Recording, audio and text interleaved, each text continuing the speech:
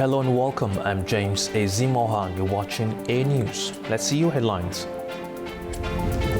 Ukraine launches another wave of strikes on the warehouses of Russia's top online retailer. The U.S. Secretary of State says Iran is suffering tremendous damage as the U.S.-Iran conflict continues. And a pilot dies after a helicopter crash near Turkey's capital, Ankara.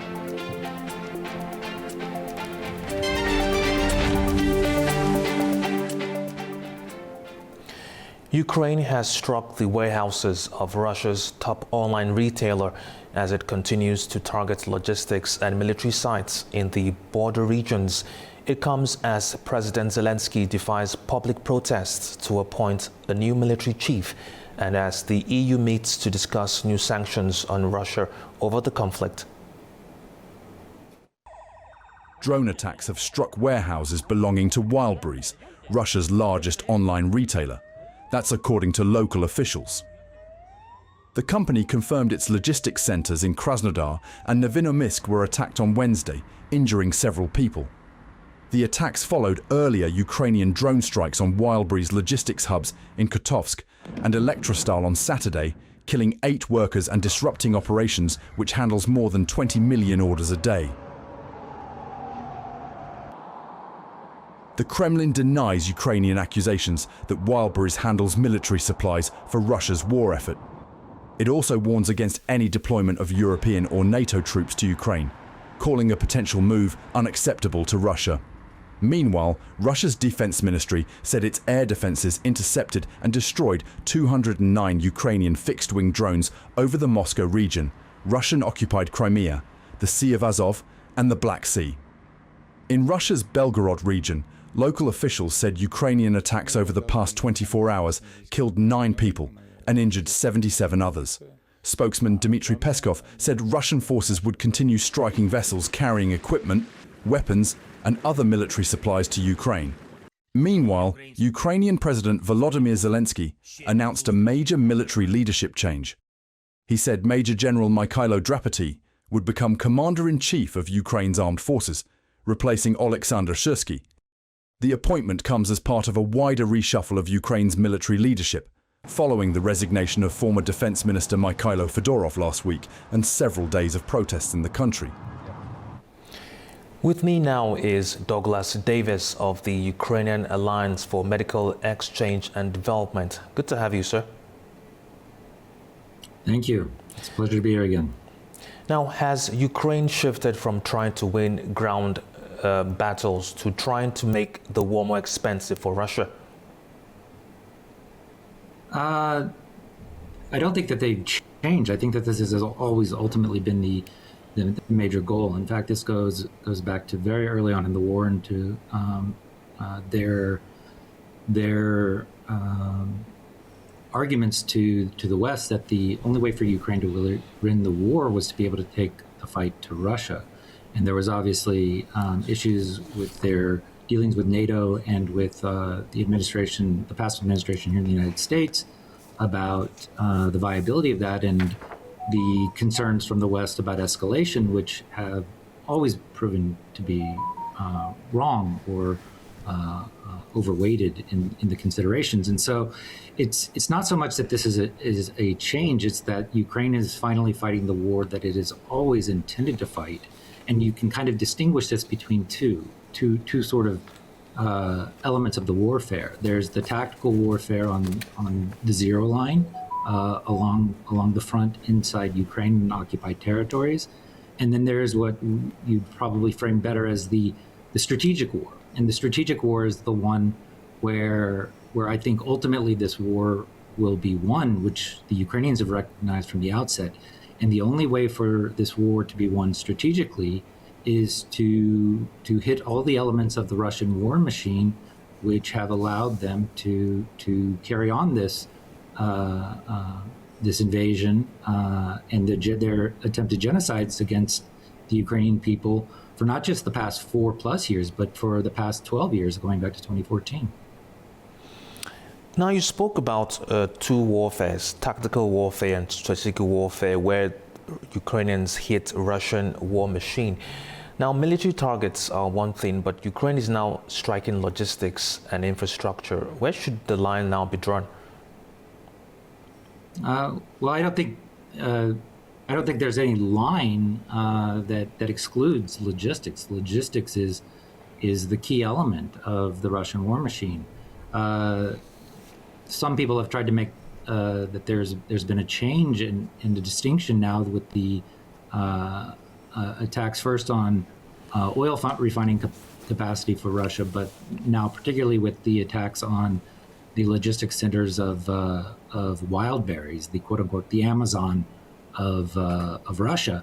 But everyone knows full well that wild berries is really nothing more than a front, as most Russian things are, for their war machine. It's well understood that even if you want to say that they're not shipping tanks or guns per se, they're a huge part of the logistics hubs for the quote unquote dual use technologies, for everything from soldiers' military gear, combat armor, and the fiber wire, optical hardware and resources that are used to drive the Russian FPV and other attack elements. Now, Russia has been forced to adapt fuel distribution after repeated attacks. Are these attacks beginning to add up from the Ukrainian perspective? Oh, absolutely. The battlefield momentum has not only shifted, but you're seeing Ukrainians actually regain territory.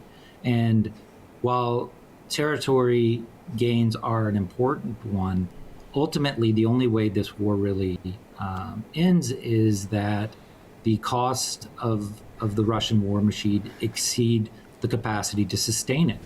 And you can look at it from multiple standpoints. The number of Russian casualties on the zero line has now exceeded their ability to sustain that. It's exceeding their monthly mobilization rate. As Fedorov had projected, they're now approaching the target number of 50,000 casualties per month. They've not quite got there, but they're well over 30,000 and numbers approaching 40 to 50,000 per month. And then you add on to that the losses that Russians are undertaking in both terms of their military, their fixed military infrastructure, but also the military industrial complex across the entire Russian Federation. You're seeing what this is having add-on impact in terms of the ability for Russians to sustain even their basic civilian economy. You're watching Russians fighting in the streets over petrol, and so until the Russians have fully received the message, the Russian people have fully received the message that their emperor with no clothes, Tsar eunuch Putin, is nothing more than a farce and has rendered their nation state to nothing more than an international embarrassment, and nothing more now than a vassal state of China. The pressure to end this war will not come about. But now you're seeing that happen because the Ukrainians are finally allowed and capable of fighting the type of war towards an aggressor state, an aggressor terrorist state, that will allow them to actually achieve victory and hopefully justice at the end of this conflict. Mm-hmm. Now, speaking about the Russian people and also to a large extent the Ukrainian people, what does this kind of sustained conflict do to people's mental health and sense of normality? Oh, it's enormous. And this is actually a big focus of my medical work in Ukraine, is on addressing the, what is often referred to as the invisible wounds of war, which is the absorbed mental trauma of this war. And I will tell you, after, I've made now more than 20 trips to Ukraine, since the outset of the full-scale invasion. And I am constantly just at the resilience of the Ukrainian people and of their ability to endure and their lives through circumstances that the average person in the West can't even begin to imagine. But it's a very real reality that the absorbed collective trauma of 12 years of conflict has had enormous effects on the Ukrainian people. And it's one of the reasons why, through my medical work, we focus so much on that element, because as I see it, the greatest challenge to Ukraine for the future is not Russia. Russia has lost this war. Ukraine has not yet won this war, but I think they're on the right track for it. And so I think the greatest challenge Ukraine will face will be the recovery from that 12-year trauma. But I really believe that there's no nation on the world that has a population that's better suited to face that challenge. And it's, you can look at very specific examples. Like, there's been a lot in the news, obviously, about the controversies around Minister Fedorov and his falling out with the chief of the general staff, Syrsky.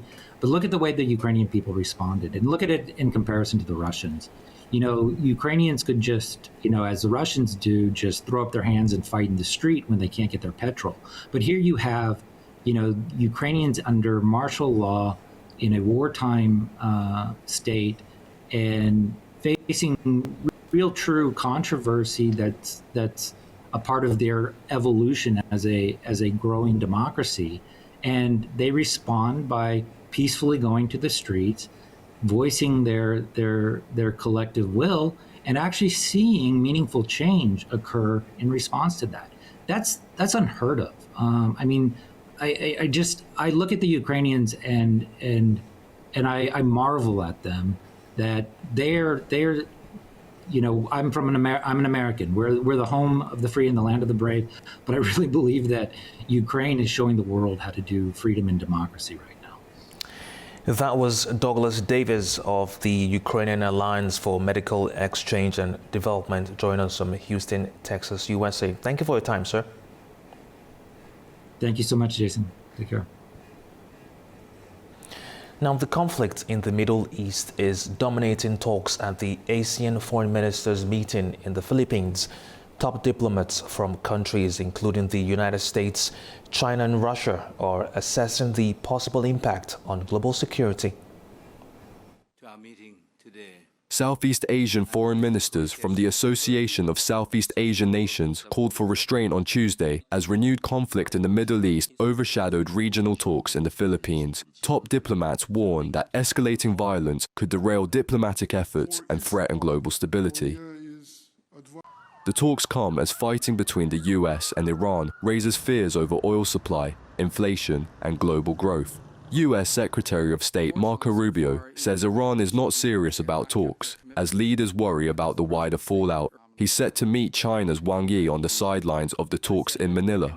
Their meeting comes amid a fragile US-China trade truce and fresh tensions over election interference claims, which Beijing denies. China's Wang Yi said that cooperation and shared benefit remain key, pledging continued partnership.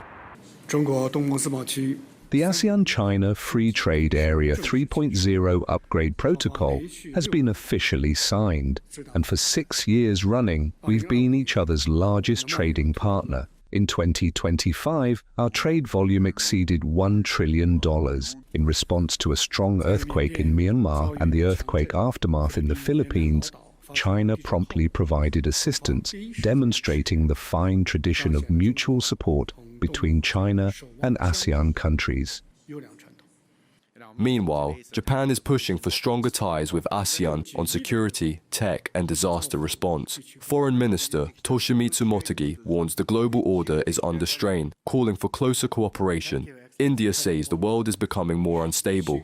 Foreign Minister Subramaniam Jaishankar says no country can face today's challenges alone, especially with trade routes under pressure. Canada is focusing on trade. Canadian Foreign Minister Anita Anand says a free trade deal with ASEAN could be finalized this year.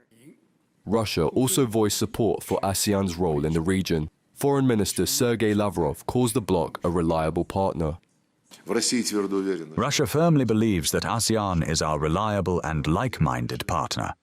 For our part, we consistently support ASEAN's central role in all regional affairs and make our contribution to strengthening the system of interstate relations built around the association, which is based on the principles of international law, openness, equality, and I emphasize, consideration of the interests of all participants.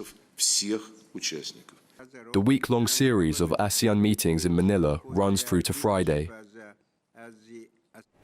All right, after the break, we'll continue with the main stories. Stay with us.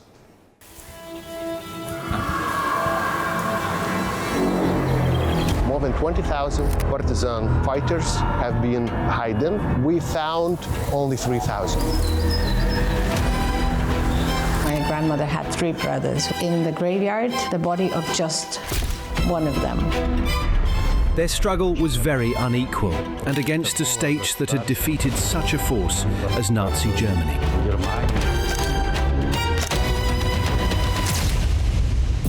A lot of resistant fighters in the beginning of Soviet occupation actually would end up here, if not killed somewhere in the woods. She was arrested at her home. Her 7-year-old daughter ran to her and screamed, "Mom, please take me with you." This report having the names of the individuals who were placed in the list of deportations. I was born in Kengia, in a labor camp. My mother was a partisan liaison. The first years were extremely difficult, of course. Poverty, hunger. The temperature sometimes dropped to minus 50 degrees. The train stations, like the one behind me, once said goodbyes to thousands of people carried from across the Baltic states toward Siberia.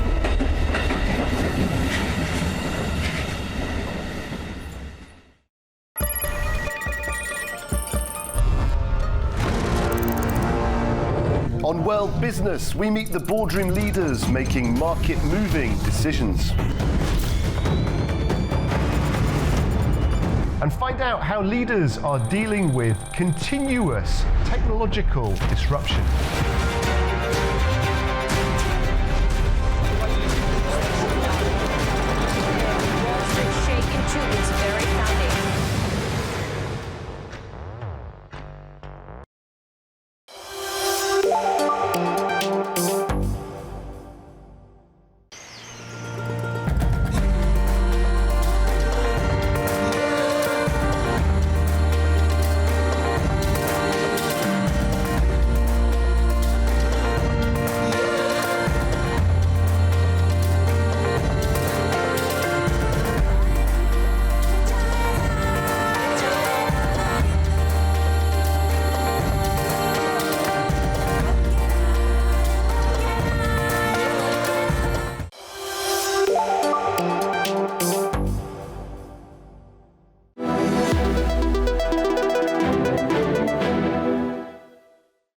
Welcome back to A News. More from the ASEAN meeting now, where U.S. Secretary of State Marco Rubio says he believes Iran is suffering tremendous damage as its conflict with Washington continues. Rubio defended the U.S. campaign in Iran despite figures from the Pentagon that shows the cost is now edging towards $40 billion.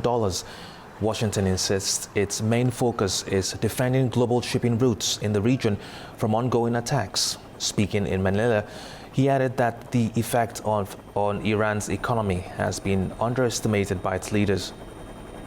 But they've also spent 20 years taking every penny they have and not spending it on their country. They spent it on sponsoring terrorist groups and building up their missiles and their drone systems. And this is what you're seeing them use now, which is greatly diminished, is exactly the conventional shield that they were going to hide behind to pursue a nuclear program and challenge the world to do anything about it or face the wrath of what they were doing. Now, Pakistan and Iran have held high-level talks in Islamabad focused on border security, economic cooperation, and tackling regional tensions. It comes as both countries seek closer coordination while instability continues across the Middle East. Miriam Zia reports from Islamabad. Pakistan hosted Iranian Interior Minister Iskandar Momenin in Islamabad for high-level talks on Tuesday. The discussions centered on security, trade, and regional stability. Momenin held talks with Pakistan's Interior Minister Mohsin Naqvi before meeting Prime Minister Shehbaz Sharif and Chief of Defense Forces Field Marshal Asim Munir. The discussions focused on border security, cross-border cooperation, and regional stability. Both sides also reaffirmed their goal of increasing bilateral trade from $3 billion to $10 billion through stronger connectivity and border infrastructure. Islamabad has been a mediator between the US and Iran and secured a ceasefire memorandum of understanding back in June. This trip places Pakistan at the center of renewed diplomatic engagement as conflict between Washington and Tehran threatens regional stability and global energy security. Momenin will also visit Pakistan's city of Lahore before departing for New Delhi to participate in the third BRICS disaster risk reduction meeting scheduled for the 24th of July. Mariam Zia, A News, Islamabad. Meanwhile, Iran says its interior minister's visit to Pakistan is focused on bilateral ties, not a ceasefire proposal. Turaj Shivalilu brings us more from Tehran. Interior Minister Iskandar Momenin's ongoing visit to neighboring Pakistan is mainly to pursue bilateral agreements. The ministry spokesman said the visit was scheduled before the Israeli-US war with Iran and that discussions on the war may be raised because Pakistan is one of the mediators between Iran and the United States. In an interview with A News, however, he did not confirm reports that the Interior Minister was discussing the ongoing conflict with the US. کشور پاکستان دعوت کرده بود و البته Pakistan is a mediator in the war between Iran and the US, but the Interior Minister is not carrying an official message from Tehran to Islamabad on the ceasefire. If this topic is raised in the meetings, the Iranian delegation will relay it to Foreign Ministry and Presidential Office. Speaking at a press conference, the spokesman also stressed that Iran will continue attacking infrastructure in neighboring countries hosting US bases used to attack Iran's non-military installations. Zainivand stated that Iran's arsenal is full and Tehran is ready to launch wide-ranging responses. The Deputy Interior Minister stressed that Iran's security forces are determined to destroy terror cells along the borders. He said that Iran has signed security agreements with neighboring countries and is in high-level contacts with them to stop cross-border infiltration of terrorist elements. Turaj Shivalilu from Tehran for A News. Now, a training helicopter has crashed near Turkey's capital, Ankara, killing the pilot and injuring another person on board. The R-44 helicopter went down in a field after taking off from the campus of the Turkish Aerospace Industries in Temeli. The pilot, a reserve colonel, died in the crash, while the second person on board was injured and taken to hospital. Emergency crews, firefighters, and medical teams attended the scene. Authorities have launched an investigation to determine the cause. Meanwhile, Turkey's troops are to remain in Somalia for another 2 years after Parliament approved an extension to their deployment. The move comes as Somalia continues its fight against the Al-Qaeda-linked Al-Shabaab group, while Turkey expands its military and economic presence in the country. Adam Moro reports from Istanbul. The Turkish parliament has approved a presidential motion extending the deployment of Turkish military forces in Somalia for another 2 years, as Ankara continues to deepen its security partnership with Mogadishu. The mandate allows Turkish forces to continue supporting efforts against terrorism, piracy, smuggling, and other security threats. The move comes as Somalia confronts the al-Qaeda-linked al-Shabaab militant group, which has carried out repeated attacks despite sustained counter-terrorism operations by Somalian and international forces. Turkey has emerged as one of the country's closest international partners since 2011, when then Prime Minister Recep Tayyip Erdogan visited Mogadishu during a famine.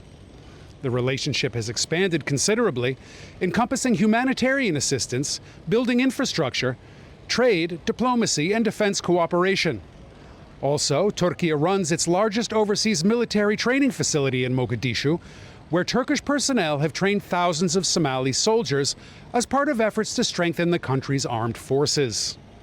More recently, in 2024, the two countries signed a defense and economic cooperation agreement under which Turkey agreed to help Somalia enhance its maritime security capabilities and protect its territorial waters. Ankara has also increased its involvement in the country's nascent energy sector, including offshore oil and gas exploration.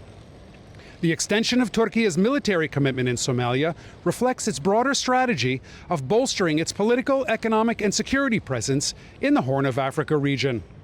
For Somalia, Turkish military support comes as the government seeks to assume greater responsibility for national security while maintaining its operations against al-Shabaab. This is Adam Morrow for A News in Istanbul, Turkey.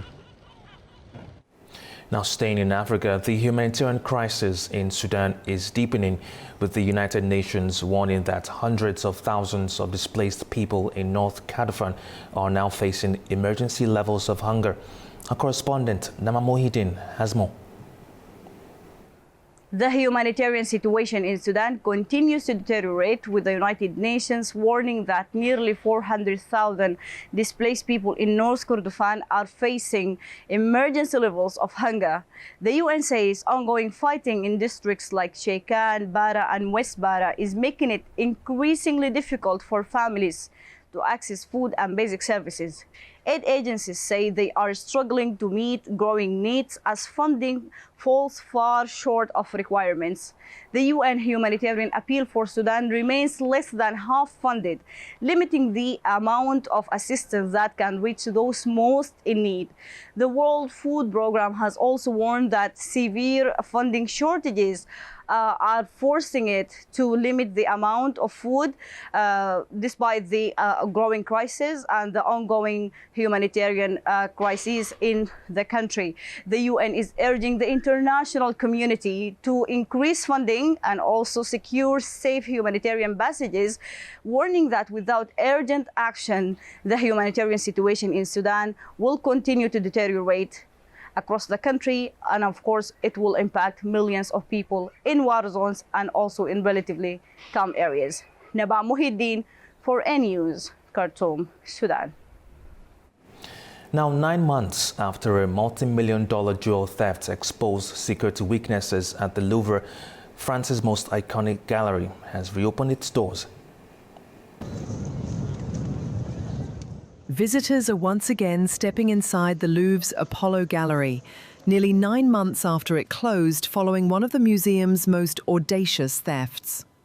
The gallery has reopened without the French crown jewels that were once its main attraction. Instead, visitors are being invited to rediscover one of the Louvre's most celebrated historic rooms and its richly decorated architecture. The crown jewels, including the famed Regent diamond, will eventually go on display in a dedicated high-security exhibition space elsewhere in the museum. Until then, work is continuing to prepare the new gallery. Outside the museum, visitors welcomed the reopening, while hoping lessons had been learned from last year's theft. Well, it's surprising that it happened at all. I was shocked when I heard it happened. I don't know what they did over 9 months. Hopefully they increase security, but we'll see when we enter shortly. Others said relocating the collection made sense if it meant better protecting some of France's most valuable treasures. I think it is good that they have moved it because, I mean, if they put it back in the same place, what's stopping them from coming back and getting it again? So. The Apollo Gallery was closed after thieves used a mover's lift to reach a second-floor window, smashed display cases, and escaped with 8 pieces from the crown jewels collection in less than 7 minutes. Most of the stolen jewels remain missing, although a crown belonging to Empress Eugenie was later recovered damaged and is being restored. 4 people suspected of direct involvement in the robbery have been charged and placed in custody while the investigation continues. Now, the UK's new Prime Minister, Andy Burnham, has unveiled another major policy announcement promising to cap most bus fares in England at £2 from next year. That's just under $3. Zainab Farzada reports from Manchester. Andy Burnham's third day as Prime Minister has brought another cost of living pledge, with the government announcing that most single bus fares in England will be capped at £2 from January next year. The government says the policy will cost more than £500 million, funded by relocating money from other departments, and insists it will place no additional burden on taxpayers. Here in Manchester, the announcement carries particular significance as Mayor Burnham introduced the B network, bringing buses back under local control for the first time since the 1980s. Greater Manchester already has a £2 fare cap, while the new national scheme targets areas where private operators still set fares. So I think it will really help people with the cost of living pressures they're facing. It's there for the whole of 2027, and I think it will put money in people's pockets. The public's priority is reducing cost of living pressures, and that's what I'm doing. I'm taking a difficult look at some of the things that the government was committed to, digital ID being one example, and reprioritising.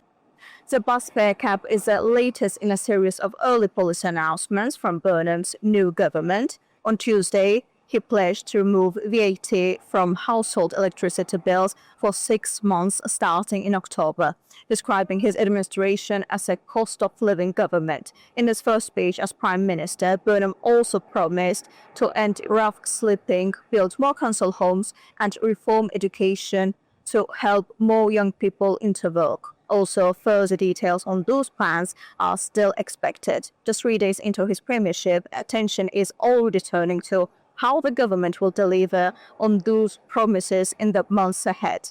Zainab Farzada, A News, Manchester, United Kingdom. Now, wildfires are continuing to threaten southern Europe. This comes as firefighters race to contain fast-moving blazes in France, Spain and Italy, fueled by extreme heat and dry conditions. Wildfires continue to spread across parts of southern Europe, forcing evacuations and stretching emergency services in France, Spain and Italy.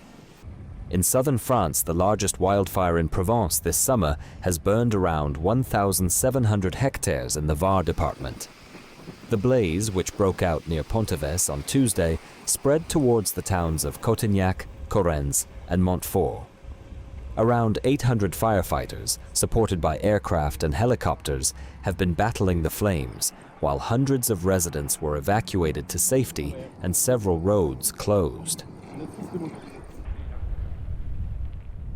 In central Spain, firefighters and local residents worked together to stop the La Mierla wildfire from reaching nearby communities.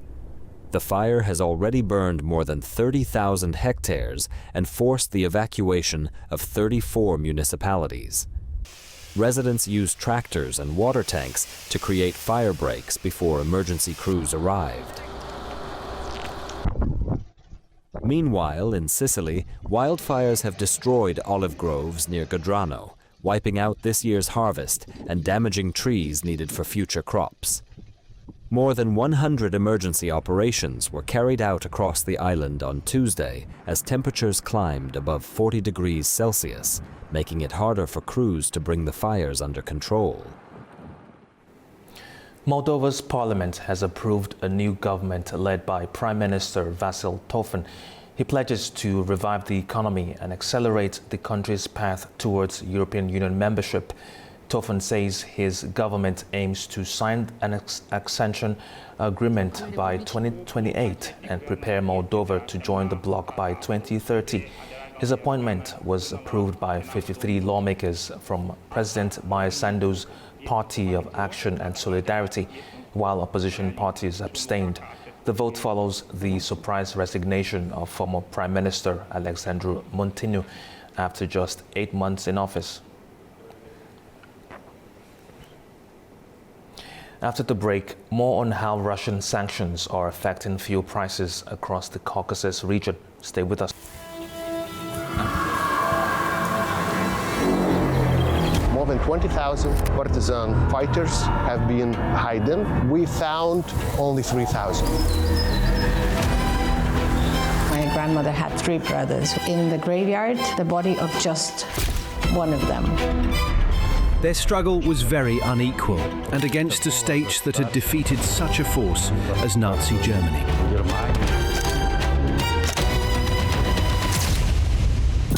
A lot of resistant fighters in the beginning of Soviet occupation actually would end up here, if not killed somewhere in the woods. She was arrested at her home. Her 7-year-old daughter ran to her and screamed, "Mom, please take me with you." This record having the names of the individuals who were placed in the list of deportations. I was born in Kengia, in a labor camp. My mother was a partisan liaison. The first years were extremely difficult, of course. Poverty, hunger. The temperature sometimes dropped to minus 50 degrees. The train stations like the one behind me once said goodbyes to thousands of people carried from across the Baltic states towards Siberia.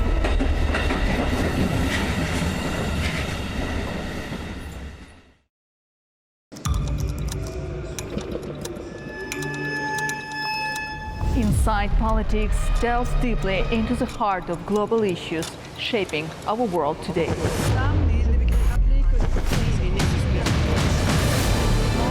Join me for your go-to source of political analysis from across the region and beyond.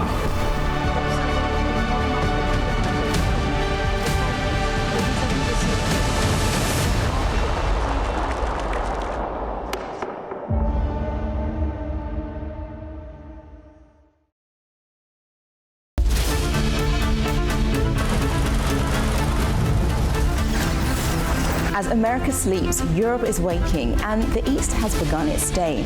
A News is right here at the center, bringing you the latest stories as they break. I'm Nadia Jani, here with you each weekday morning to share latest world news and the stories shaping our region. Across all platforms and wherever you get your news, we explore the context behind the big headlines. Live from Baku, I bring you a diverse mix of regional and international news, sport and politics for you, an audience that wants a bit more. So join me Monday to Friday for the latest headlines, expert analysis and live updates from around the world. Around the globe and live from Baku, this is Daybreak here on A News.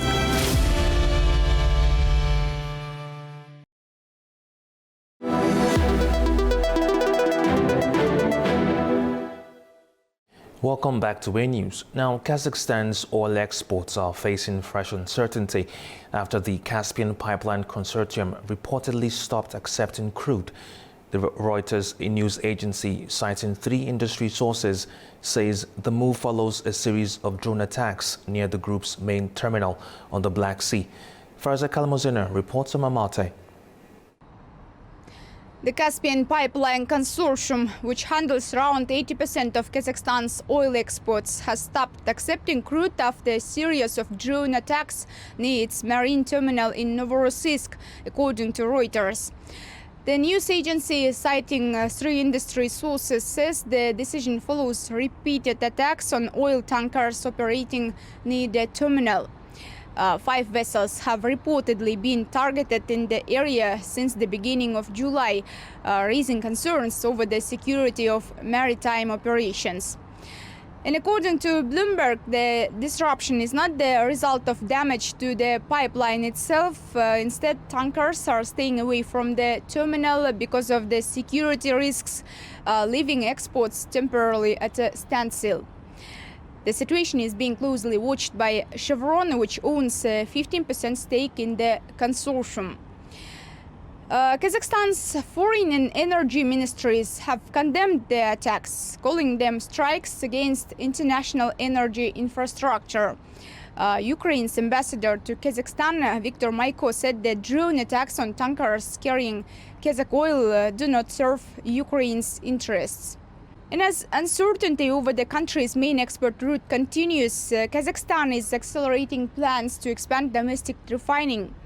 The government is increasing the capacity of its 3 existing refineries and is also studying the construction of a new refinery capable of processing up to 10 million tons of crude a year. Fariza Kalimurzina, Almaty, A News. Meanwhile, the amount of petroleum products Georgia is importing from Belarus has risen by over 3,000% in the first half of the year. Restrictions on Russian exports are sending buyers scrambling for alternatives. Nini Nikolashvili has more. Georgia's fuel import map is changing shape. In the first half of 2026, imports of petroleum products from Belarus jumped an extraordinary 3,469% compared to the same period last year, from a few thousand tons to 52,000 tons, worth $51 million. Also, the total amount of petroleum that Georgia bought from January until June this year is 904,000 tons, worth $812 million. It's less tonnage than last year, but Tbilisi spent more money because the value rose nearly 35% and the actual volume dropped almost 12%, as sign prices are climbing. The change shows that Russia's temporary restrictions on exporting petroleum products has tightened supply across the region. Countries such as Georgia, which rely heavily on imported fuel, are being forced to look elsewhere. Belarus, though not a major energy producer itself, refines and re-exports fuel, much of it originally sourced from Russia. Analysts see this as a workaround. With direct Russian exports restricted, Belarus is stepping in as an intermediary, keeping Russian-linked fuel flowing into regional markets, such as Georgia's. This fits a broader pattern seen since sanctions on Moscow intensified. Trade rerouted through Belarus, Central Asia, and other partners to soften supply shocks. For Georgia, it means diversification, but also exposure to a supply chain still deeply tied to Moscow, even when Russia is not the one selling it directly. Nini Nikolaishvili, Batumi, A News. Now, the new e-permit system that allows freight operators to obtain transport permits online, thereby reducing paperwork and border delays. It marks another step in the broader effort by Azerbaijan and Georgia to strengthen the Middle Corridor as a key trade route linking Asia and Europe. Joining us now is Nika Chitadze, professor of the International Black Sea University. Good to have you, sir. Good evening. Thank you very much for the invitation. All right. Now, for businesses moving goods across the region, what practical difference will this new permit system make?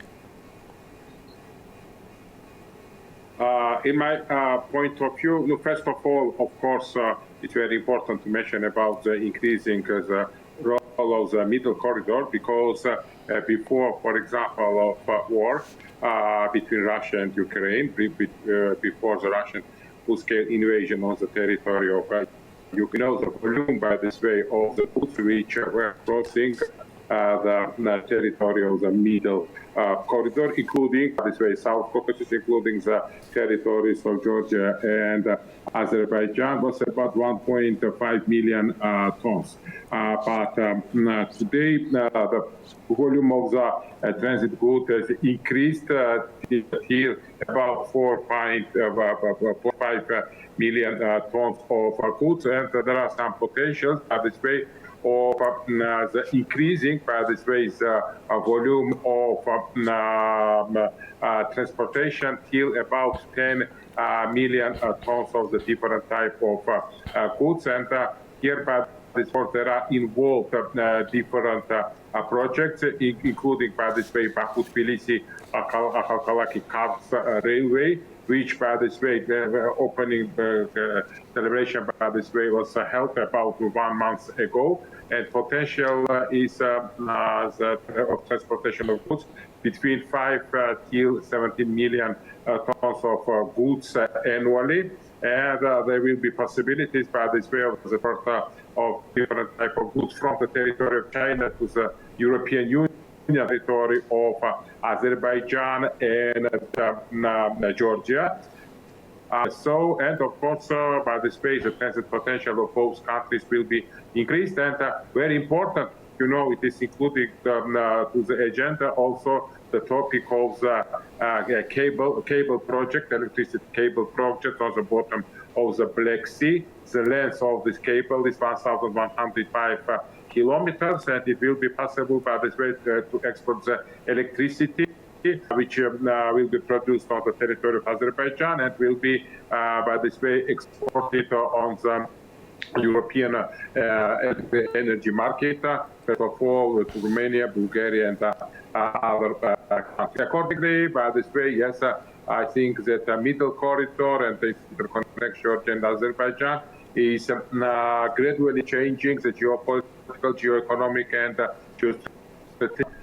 let's say here, situation in the region, which is reflected, of course, on the, not only South Caucasus, but on the security of the Black Sea region and the world politics. Now, finally, sir, how much of an advantage is it that Azerbaijan and Georgia continue coordinating their transport policies? I think that there are great advantage, by this way, for the whole region and for both countries. We mentioned here, yes, about railways and about cable, electricity cable, but as I say, of course, with regard to the energy, we should not forget, we know that several days ago, President Aliyev met with the Chancellor of Germany, and Mr. Aliyev expressed his readiness to increase export of natural gas to European market and to Germany. And it's very important. Azerbaijan plays the key role, by this way, one of the key roles in the energy supply of Europe after the fact that European Union refused from the Russian gas. And we know here that before the full-scale invasion of Russia on the territory of Ukraine, Russia exported more than 150 billion cubic meters of natural gas to the European market. But today, let's say, Russian factor is changing, by this way, yes, and is replaced, by this way, by Azerbaijan, in the future perspectives by Central Asia, and this factor, of course, should be only welcomed, and it strengthens, as I mentioned, and with your, I will repeat, transit potential of Azerbaijan and Georgia, but at the same time, will be positively reflected on the national security of both the countries and on the economic and political interests of the both countries, and new projects, by this way, that are included to the agenda, to include all energy projects, gas and oil pipelines, and I think that everything in the future will have the reflection on. That was Nika Chitadze, professor of the International Black Sea University. Thank you for your time, sir. Thank you very much. Thank you. Now, Belarus and Kyrgyzstan are looking to deepen their partnership, with cooperation expanding beyond diplomacy and into trade, energy and education. Belarusian Foreign Minister Maxim Ryzenkov is in Bishkek for talks aimed at strengthening bilateral ties. Our correspondent Seva Rajapova reports from Tashkent. Belarusian Foreign Minister Maxim Ryzenkov is paying an official visit to Kyrgyzstan, where he is holding talks with his counterpart Jinbek Ulubayev on expanding political, economic and humanitarian cooperation. The ministers discussed preparation for this year's Shanghai Cooperation Organization Summit in Bishkek, cooperation within international organizations, and plans to hold the second Global Mountain Summit in the Kyrgyz capital in 2027, to which Belarus has been invited. The two sides reviewed opportunities to increase trade, expand industrial cooperation, develop joint food production projects, and strengthen collaboration in agriculture and education. Belarus also reaffirmed its readiness to train more Kyrgyz students, including in engineering disciplines. Cooperation is also expanding in the energy sector. Kyrgyz Energy Minister Altenberg Ryzbekov says the first shipment of fuel and lubricants from Belarus have already arrived, with additional railway deliveries on the way under a new fuel import agreement. Authorities have resolved transit issues through Russia and are also securing fuel supplies from China and Uzbekistan to diversify imports and strengthen the country's energy security. The visit comes as bilateral ties continue to strengthen. In June, the two countries signed 12 cooperation agreements covering trade, education, culture, business, and social policy, while setting a goal of increasing bilateral trade to $500 million by 2030. It is Sivil Rajab reporting from Tashkent, Uzbekistan, A News. Now, the United Nations Secretary General Antonio Guterres will travel to Syria later this week for his first visit to the country since taking office. He's due to meet President Ahmed al-Shara and other officials in Syria. Ahead of the trip, the UN Secretary General's representative on Syria told the Security Council there are signs of hope for the future of the country. Despite the challenges underscored by security incidents, economic hardship, and unresolved local tensions, the opportunities for Syria are real if institutions are built that are inclusive, accountable, and capable of delivering for all Syrians, building confidence across Syria's diverse communities. Sustained commitment from the international community, including this Council, will remain critical. A centuries-old culinary tradition shared by Azerbaijan and Turkey is seeking global recognition. The two countries have jointly applied to UNESCO to add the art of making baklava to its intangible cultural heritage list. Here's more. Azerbaijan and Turkey have jointly applied to UNESCO to recognize the traditional art of making baklava, or paklava, as part of the world's intangible cultural heritage. The nomination, titled The Art of Making Baklava and Its Cultural Practices, highlights the shared cultural roots, rich heritage, and close ties between Azerbaijan and Turkey. The application presents the dessert under both the names baklava and paklava, describing it as a shared culinary tradition between the two countries.